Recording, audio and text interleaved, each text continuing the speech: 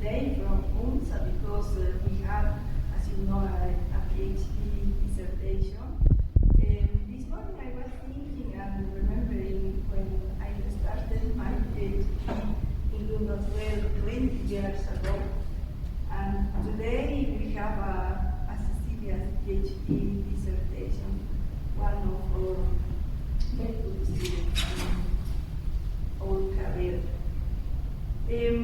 I think it's important also to say that this event will be broadcast from UNSA, from YouTube and Facebook. So, now I'm going to present the title of this dissertation. It is Development of Bixin Formulation, Extraction, Encapsulation, Dispersibility, and photstability. So, Cecilia.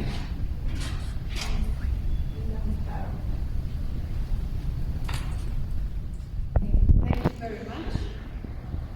Good morning to all the people present today.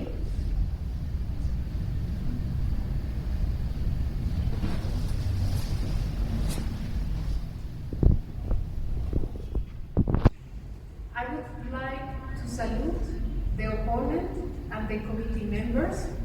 It would have been an honor for me to meet you before this event. However, I would like to thank you for taking the time for reading my thesis. With that said, I present to you my thesis research project, Development of Bixin Formulations, Extraction, Microencapsulation, Dispersibility, and Photostability. This presentation will follow the following structure. This research project was developed around an orange-red pigment extracted from the seeds of the natural species Bixa orellana. In Bolivia, this shrub is known as achiote or urucú. It presents fruits that inside contain orange-red coated seeds. This pigmented coating is named in English annatto and is extracted by different farmers and producers for export and to color traditional local dishes. The annatto extract is composed of hemicellulose, starch, and protein, and the major colorant component is bixin, followed by the second major component, bixin. Bixin has 11 conjugated double bonds that absorb green light in the visible spectrum of light. Bixin is insoluble in water. This is why annatto extracts containing mainly bixin are used for coloring oil-based products as cheeses, emulsions, snacks, bakery products, and others. Instead, annatto, mainly consisting of bixin salts, is used for coloring cheeses, meat, and fish products. There is a social and economical interest of farmers, producers, and consumers to improve and increase the production of annatto colorants or other colorant alternatives, natural colorant alternatives. Previous studies predict that the market of natural colorants will increase in $3.2 billion by 2027. In this regard, annatto has the advantage that is exempt from requiring an FDA safety certification, and it has health-promoting properties as antioxidant activity. Nevertheless, the aim of this present research project was to develop comprehensive knowledge for addressing some important challenges. The accessibility to seeds with annatto contents above 2.5% leads us to assess the Bolivian seeds annatto content in order to have a background for decision making. The major component bixin is water insoluble. Thus, we aim at obtaining aqueous dispersible formulations to apply in food, pharmaceutical, and cosmetic aqueous-based products. Also, we aimed at evaluating the light stability of bixin solid formulations and the light stability of anatto-colored products to extend the lifespan of these products and understand the relationships between colorant concentration, light stability, and color perception. This is how we determine the following objectives. 5 objectives that ended in 4 papers. The first objective, developed in paper 1, was to develop the morphological diversity of anatto fruits and seeds colorant content in Bolivian samples in the region of Los Yungas in La Paz. The second objective, developed in paper 2, was to evaluate the encapsulation efficiency of different microencapsulated systems. Objective 3, also in paper 2, aimed at evaluating the physical stability of aqueous dispersible bixin and anatto microcapsules. Objective 4 in paper 3 aimed at evaluating the light stability as a function of the encapsulation efficiency of these microcapsules. And finally, objective 5 in paper 4 aimed at evaluating or assessing the relationships between the colorant load, the color change, and the color stability and the colorant stability of a solid matrix in a solid matrix. Thus, in order to achieve these objectives, these steps were followed in the thesis. First, the assessment of anatto contents related with the morphology of the fruits, followed by the colorant extraction and analysis, the microencapsulation by spray drying, the physical stability of the aqueous dispersions of these microcapsules, and the light stability of the microcapsules and anatto-colored candies. In order to follow this first step, it is important to understand that there are environmental factors or morphological traits in the fruit that will affect the yield of macromolecules production and phytochemical profile. Inside the environmental factors, we have the soil, the precipitation, and the altitude that will affect the plant's production. The altitude is translated in lower atmospheric pressures at higher altitudes and an increase in the radiation with a higher altitude. On the other hand, the morphology of the fruits may give different anatto contents. Several authors have reported different results. Maltovani, for example, reported that red pods with lanceolate shape produce higher colorant contents. Instead, Taboada reported that green and brownish pods produce higher colorant contents. The explanation may be the cross-fertilization mechanism that the plant uses for reproduction. This generates a great genetic diversity in the fruits.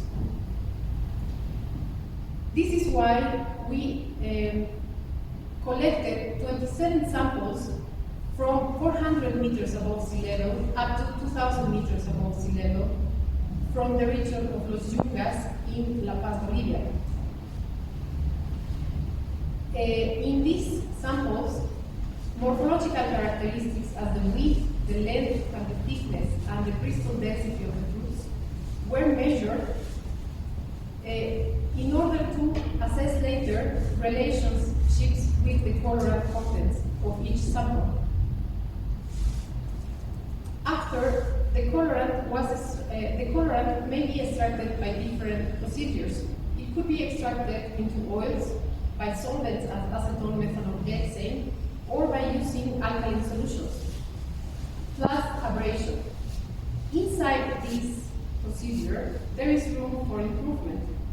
And this is why we used sodium carbonate in solid state to mix it with the seeds of anatto and add water gradually to extract the color, suspend it, and then filter the seeds in order to have anato-aqueous suspensions. These aqueous suspensions may be directly analyzed by spectroscopic techniques or Hplc. Here we see an Hplc chromatogram where it is possible to analyze the bixin, the non-bixin content, and at 458 nanometers, and a phenolic component at 280. Once we have the suspension, the colorant suspension, it is possible to microencapsulate it by spray drying. Microencapsulation consists of a wall material building up a capsule enclosing an active component. This active component is the core of the microcapsule. This process may be achieved by different techniques. In this thesis, we chose microencapsulation by spray drying because of the affordable cost. It may have a solvent-free process, it is easy to scale up, and it has high encapsulation efficiencies. The process consists of introducing aqueous dispersions of bixin crystals or aqueous dispersions of anato colorant extract plus an encapsulant to spray drying, and thus obtain colorant or colored microcapsules, colored powders. The encapsulation efficiency of these microcapsules may be assessed by solvent extraction methods. The encapsulation efficiency may be understood as the fraction of colorant that is inside of the microcapsule that is not on the surface and that is not susceptible to be washed by solvents. Once we have these microcapsules, it is possible, and these microcapsules are dissolved in water, colorant particle dispersions will be obtained. However, these dispersions may follow different instability mechanisms, as sedimentation or flocculation followed by further sedimentation. Thus, we studied the stability of the colorant dispersions with an equipment named Turbiscan in transmission mode. The results from this equipment show that up to 3 millimeters of the cell, the transmittance in light decreased over time. This indicated sedimentation. On the other hand, flocculation was detected in the samples in the middle part of the cell by this pattern in the middle part of the cell of the light transmittance. On the other hand, these microcapsules may have, we can evaluate the light stability of these colored powders. In order to do this, it is important to understand how the light that reaches a multi-phase system affects or interacts with this system. This incident light may be absorbed may be attenuated through a multi-phase system by the absorption of the active molecule, or the light may be scattered by the particles of the system. The remaining light will be detected as the transmitted light. However, if the concentration of the colorant is very high, no light transmitted will be detected.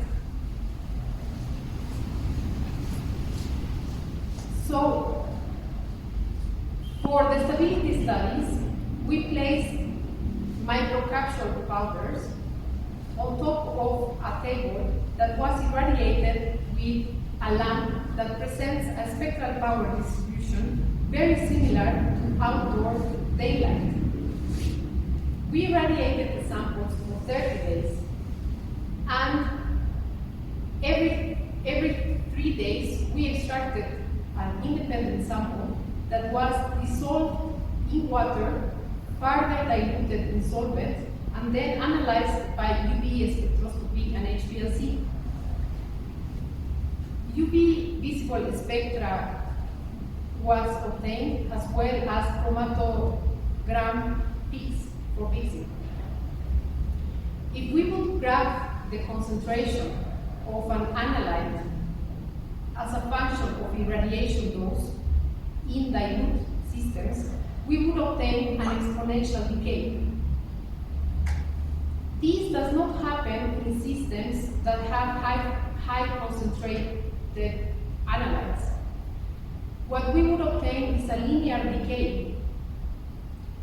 And from this linear decay, it's possible to calculate the photodecomposition quantum yield of bixin. This photodecomposition quantum yield may be calculated as the slope of the linear decay. The photodecomposition quantum yield may be understood as the degree of stability that the molecule may present against light degradation. Finally, the light stability of anatocolored candies was analyzed by colorimetric measurements. A color may be defined by 3 parameters: the hue, the chroma, and the lightness. The hue represents the wavelengths that represent a color as green, blue, or red. The chroma, it is the intensity of that color, and it is calculated by the difference between this point in the chromaticity diagram and the white center. And the lightness is understood as the luminosity of the color. Thus, it is possible to evaluate the stability of the color in the candies by measuring the chroma at the beginning of the irradiation experiments and after an irradiation dose. So the delta in chroma will increase as a function of irradiation dose. In the last paper, we also performed discrimination tests. A group of 58 panelists performed discrimination tests to evaluate the perception in differences in color intensity. The results from these experiments produced the results for objective 1 in paper 1. The average of all the collected seeds of all the collected samples produced the following results: that 100% of seeds contain 81.5% of dry seeds, 5% of water, 3% of bixin, of pigment, from which 2.4% is bixin, and 10.5% of native carbohydrates. The results in paper 1 also show that we have a very high morphological diversity of anatofruits. In general, we obtained 3 major groups, and there was a high diversity in morphological traits inside each group. We also found that well-managed cultivars present colorant contents above 3% regardless of the morphotype. Our results also show that the wheat has a statistical significance in predicting higher colorant contents, meaning that bigger fruits will obtain or will present higher colorant contents in the seeds. The results for objective 2 in paper 2 was that once we obtain the microencapsulated powders, the microcapsules that contain carbohydrate-rich bixin or annatto particles had higher encapsulation efficiencies compared to bixin crystal particles. It is possible to to see that the native carbohydrates, as a wall material, do not enclose fully the bixin crystals, producing a low encapsulation efficiency. This is the same case for sucrose, which crystallizes along with bixin. However, the mixture of the native carbohydrates and sucrose will produce smooth microcapsules that will present very high encapsulation efficiency. The results of Objective 3 in Paper 2 also show that once we dissolve the microcapsules in water, colorant aqueous dispersions, we will obtain colorant dispersions. And bixin particles will sediment faster than annatto particles containing the same particle size.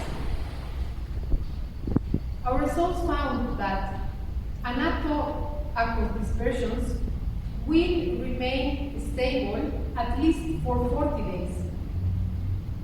After 40 days, we analyzed that the colored dispersions contain particles below 1 micrometer after these 40 days. The results for Objective 4 in Paper 3 are presented now. We obtained a conceptual model for evaluating the light stability of photolabile substances in solids. The results of our modeling, of our computational modeling, show that the degradation of a colorant in a powder bed will be a linear decay.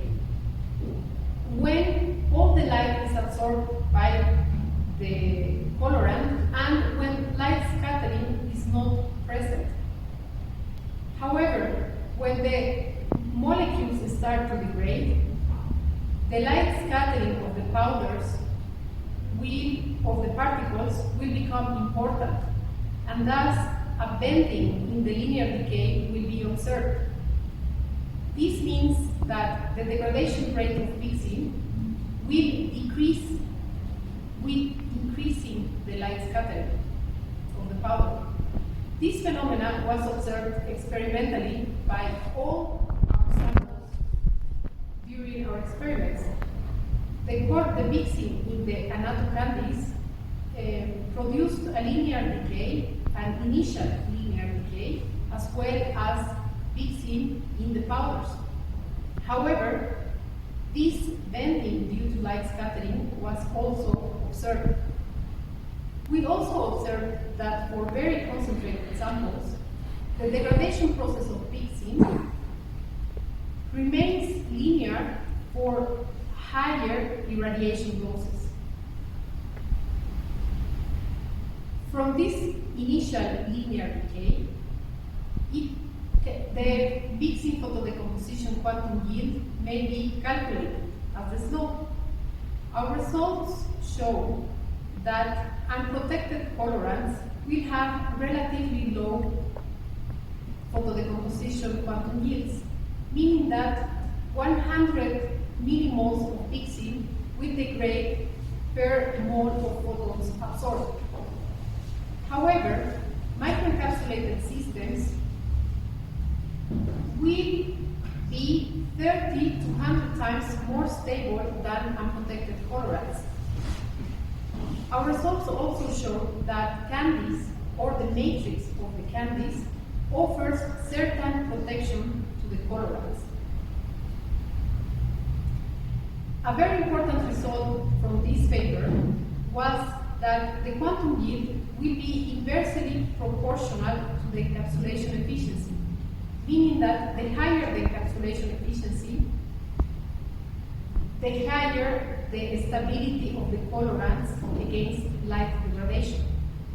These images show that for this particular system, we have a low enclosure of the colorant.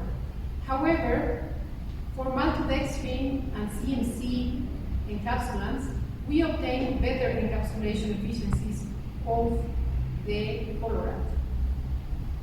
And this is the reason of the protection against light degradation.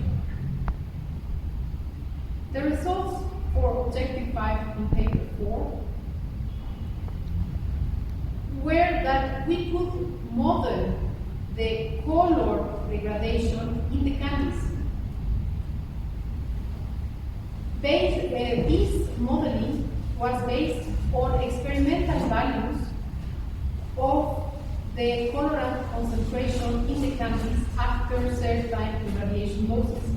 So we can observe that the color in the candies goes from orange to white after certain irradiation doses. The results from paper 4 also show that differences in chroma above 4 are necessary to be visually perceived to being able to perceive differences in color.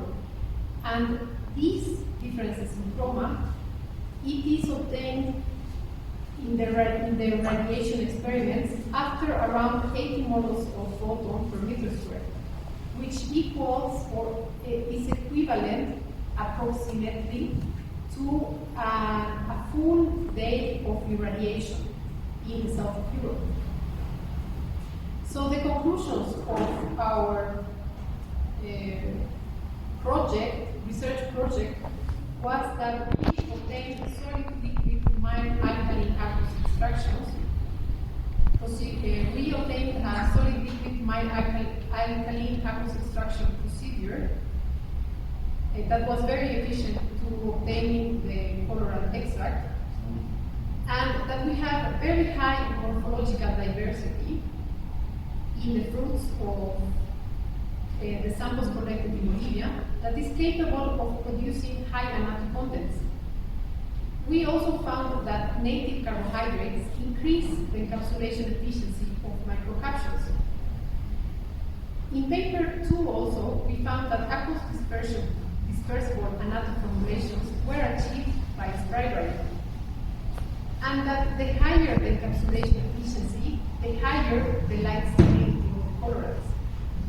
Finally, we could observe the nonlinear relationships between colorant load and color intensity, and that differences in chroma higher than 4 are visually perceived.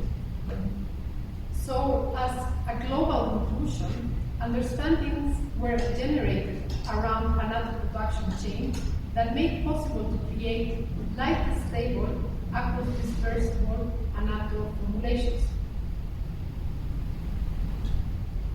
This research project was possible thanks to the ASDI cooperation, the Swedish International Cooperation. And this research project was possible because of the collaboration and effort of various authors that come from different laboratories, departments at Lund University and departments at UNSA in La Paz. So I would like to thank heartfully to my Swedish supervisor, to my Bolivian supervisor, to all my co-authors, to my family, to my friends, and to all the people that took part of this project. Carefully, thank you very much.